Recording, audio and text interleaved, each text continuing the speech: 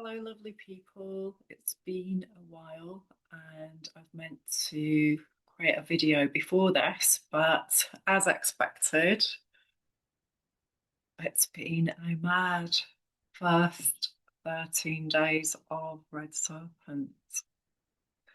And I'm guessing that with everything going on the planet, it probably has for you too. So we just do what we can do when we can do it. And that's key to Red Serpent.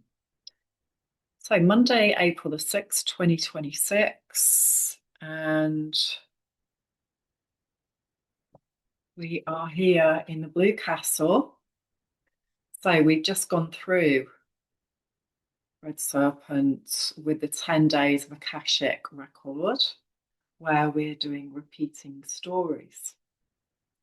And today we have had a couple of days of respite, hopefully. So we had Sunday yesterday and Saturday, where we weren't doing the dance with the shadow. Because now, of course, we are in waning moon and we had the full moon in Libra. So that was really going to bring us into relationship.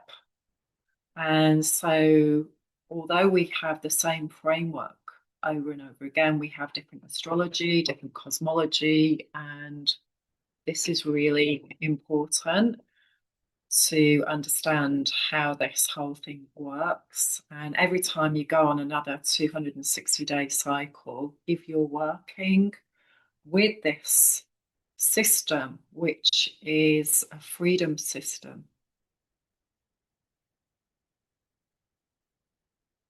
Okay, so interesting, because when I said all of that, for some reason my internet dropped and it didn't record accurately. Okay, so I'm going to say it again. Try again. This is a framework for freedom. Freedom from being stuck, going over and over the same thing, which is what the Gregorian calendar is. And we can see it very much happening on the world stage. The more that we use this framework, we align with natural time. And it's very important because the clock is ticking on our Saturnian stories. So the more that we connect to using systems like this, the more we become free. And it's so important at this time to align with truth. Okay, so today we are on the 18th mind sign, which is white mirror. And the planet is Neptune, so it is totally connected to Red Dragon. And Neptune is the planet of wisdom, esoteric wisdom. Its shadow side is delusion and illusion. And in order to free ourselves from this old karma story and become wise and be able to access wisdom, deep esoteric wisdom, we have to go through our own personal mystery school. So the mystery begins with us. And the more that we are willing to look at ourselves and our programming and our shadow story, then heal it, we then are able to unlock the next steps. And that is the only way. We may have a plethora of intellectual understanding about these systems, but if we're not actually healing ourselves, healing our shadow story, then that is all that will remain, is the intellectual story. And this is so important to understand this. We are a vibrational being in a vibrational universe. And so to raise our vibration, we heal our shadow story. If we are still running programs about our past and our ancestors, and that's showing up in our holograph, which all of us are on different levels, then we do not truly ascend and we cannot hold more light. And that's just the way it is. So, in order to do that process, we really have to understand it and we have to know thyself as a key first step. And to know yourself is really about understanding what your patterns are, what your challenges are. And on one level, you can do that with cosmology and astrology.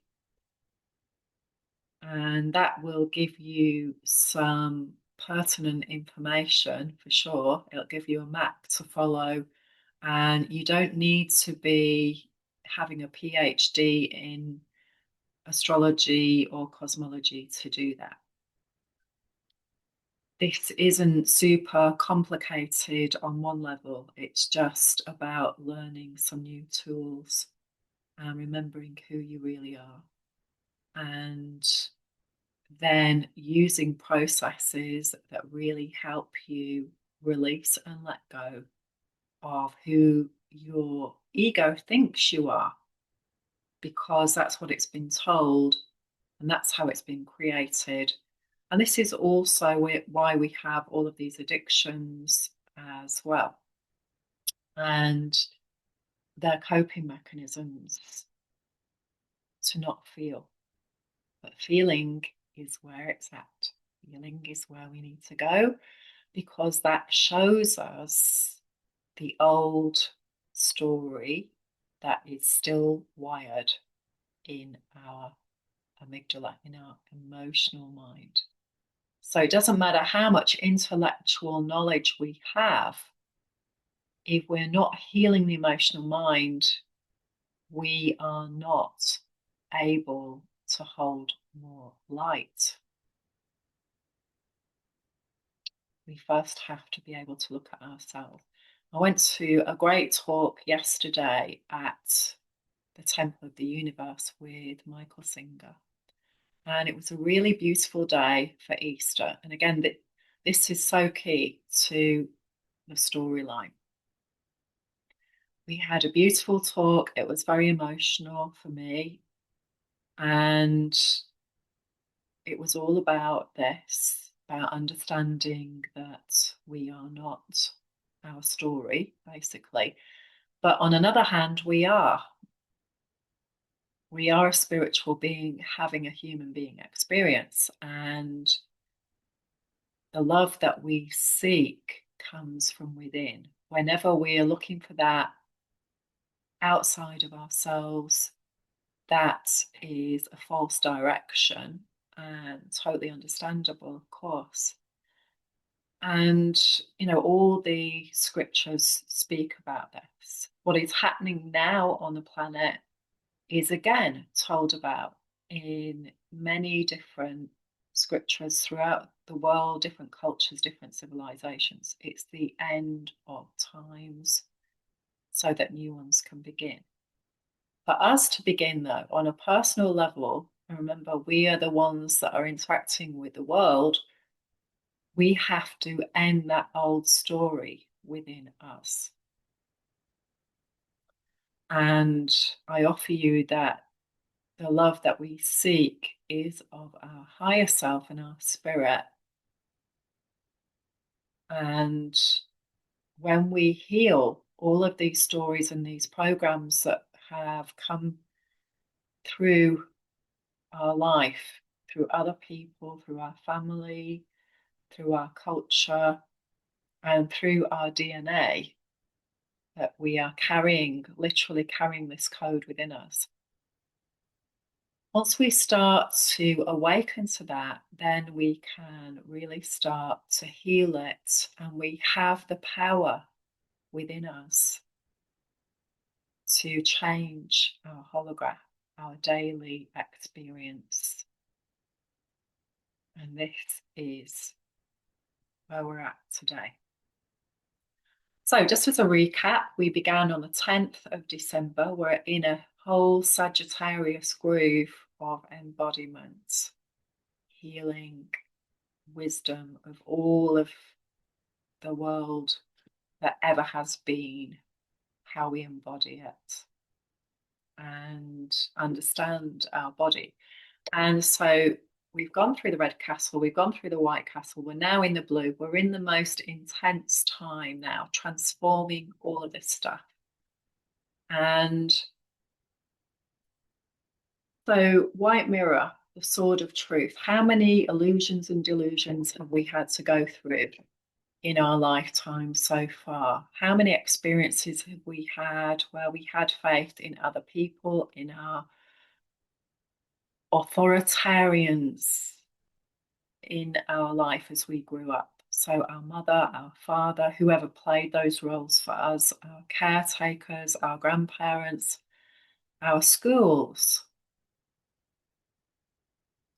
What experiences did we have? How many times were we optimistic?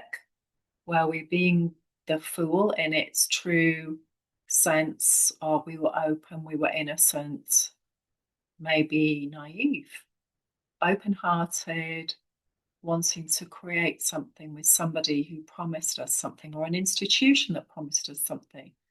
And we had a rude awakening. Sound familiar at all? And for many women, especially, this is huge right now because we're embodying the sacred feminine in a feminine body. It isn't, strictly speaking, just for women, of course, it's for everyone. However, as a woman, if you are playing this role in this lifetime, then there are some really big stories coming in around this toxic masculinity. And again, it's complex, I know. And it can be very simple if you have some processes and protocols in place around understanding what your code is. So, your astrology, your cosmology, what's actually happening for you at this time, what are the starry skies bringing in for your evolution. And of course, it's going to be huge in July because North Node in Aquarius, and also we've got Jupiter going into Leo. So these two energies in particular are huge around seeing the bigger picture, being solution focused, getting emotionally free through healing the heart, and mastering this storyline. We haven't had this storyline of the heart for 12 years in that specific way. So this is big. So we're preparing for this right now. As I make this, we're in waning moon, and Venus is in Taurus. And so this is really about what we value, what we love, what is manifest. We're going into Taurus very soon, leaving Aries behind, what has been initiated. And so at the moment, we are just seeing that initiation. And there's some very big astrology coming up this week. And of course, this aligns with going into the center. So today, which is Monday, so we've got Monday, Tuesday, Wednesday, we are completing this line, and then we are going straight up to Red Self-Existing Dragon, and we are going into the spinal column. And what is it to be free, self-existing, free of our survival, which is what Red Dragon is all about, the mother line, the mother's survival story, And we're going to have 20 days. And so, again, we're going to go through, we're going to get swiped with every archetype that's showing us what's seeking to heal. And I can create a storyline for you there with this information that will show you that every time that we are in this dynamic, of course, we're going to have different astrology, we're going to have different things happening, but you are going to have the same code over and over again throughout your life. And the more that you become an expert on you, because you are the only thing that you can change. And paradoxically, if you change, everything changes. Your lineage, your connection to others, you change your consciousness. You go to a whole different way of being a human being.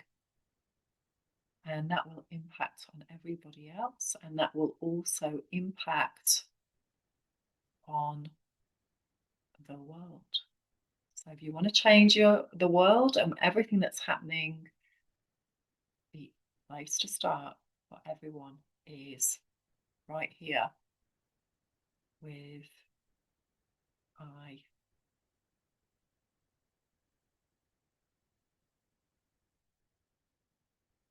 So today, set an intention. Over the last 13 days of Red Serpent, we have gone through these massive storylines. And if you're like me, you will have had some big, big life-changing stuff coming up, literally life-changing stuff, because we just keep expanding and we expand our consciousness through repeating, going back over old ground. That's how the universe does it, whether we like it or not. We keep going into the same storyline. Today's card, Mystic, which is the seventh sign, which is blue hand. Shape your destiny by learning the healing arts and healing yourself, transforming yourself. And we have interference. What is getting in the way? What thoughts are getting in the way? And that can be thoughts that we have, and it can also be other people's thoughts that are projecting onto us as well. And we have the Prince of Wands.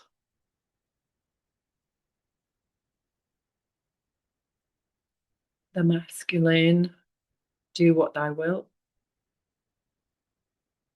Powerful card. What choices have we made that we need to let go of that have brought us to this place where we have done the I am, and I am going to push this agenda. I am going to make this happen. Remember a time when you've done that and it didn't work out in the way that you'd planned. How is that repeating in some way? And finally, we've got number 13, the Death card. Always a great card, particularly with these two cards. So use your mystical self, tune in to your higher self, ask for guidance.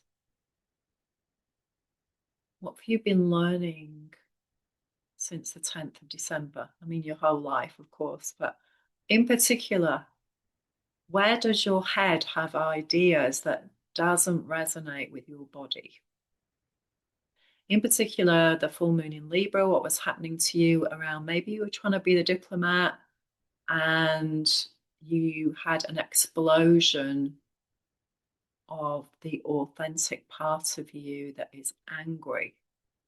And this is very important to honor, especially in a lot of spiritual teachings. Sometimes it focuses on being mindful and being the observer and not actually being true to your own gut, your own emotions. Sometimes the right thing to do is to be authentic with that.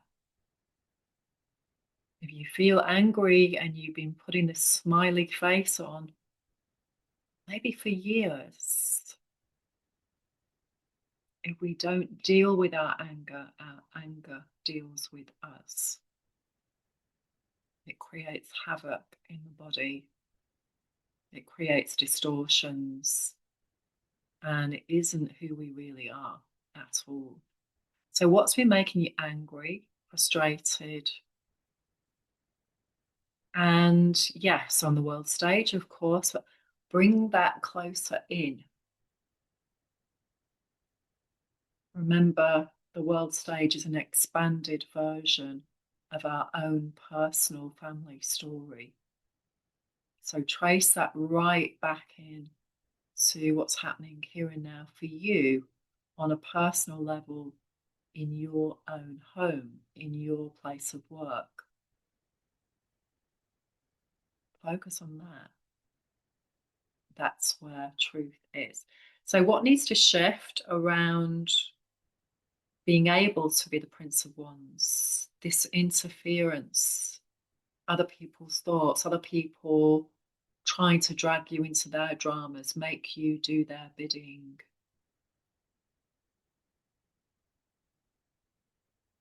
What's in your seventh house of relationships?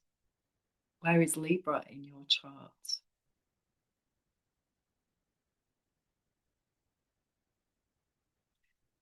The more consciously aware we become of our storylines and themes, the more we start our sovereignty process. It has never been about anyone else. And maybe we have a story about all these other people. And often, if we haven't healed it, they will still be coming back in other people versions, in other stories with different characters than the original one. But I offer you, they are always emanating from the original one.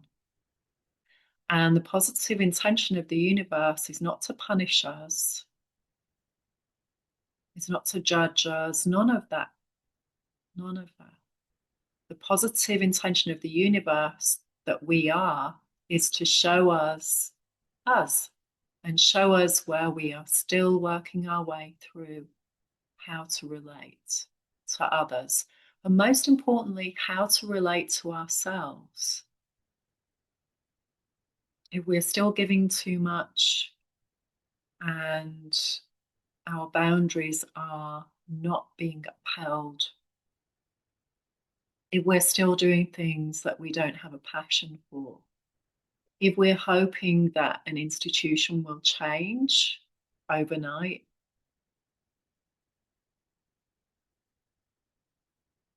is it true? Is it time for us to let it go and trust that we can open a new door? Because that's what we came here for at this time. We came here to be an embodiment of the divine, to create, to be a conscious dreamer. If you'd like to know more about your codes, how to rewire, how to change your ancestral information so you keep the good stuff and you let go of the wounding trauma story, there's a link below where you can contact me and we can clarify how to do that. I'm wishing you an amazing journey into the center and that 20-day, 20-year process of the spinal column of being self-existing. See you soon on the other side.